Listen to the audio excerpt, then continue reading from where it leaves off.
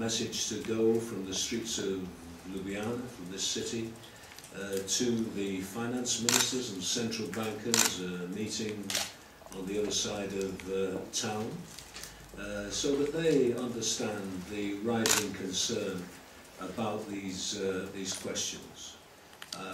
And it's important, I think, that they do. Some do, we think, some don't. And we're trying to reach the ones who don't. But we cannot build a Europe on inequality. We cannot build a Europe on migrants being used to undercut terms and conditions of employment that have been established in a particular country.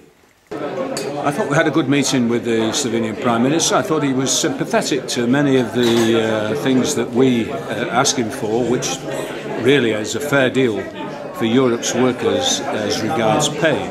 At the moment, the rich are taking too much out of our economies and the poor are getting too little. So I thought he recognised that quite well. I wish the finance ministers were as sympathetic as he was. Many of them are just doing the old-time religion that workers' pay means inflation. I don't think it does. It's very important that workers have enough money to spend to keep the economy demand lively and can buy goods and services in the economy.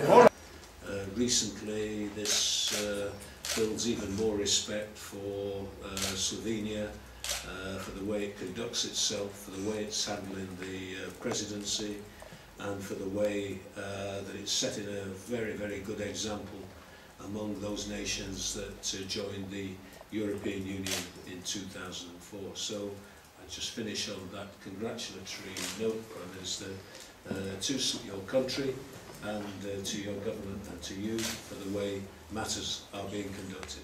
We appreciate them very much. Thank you very much.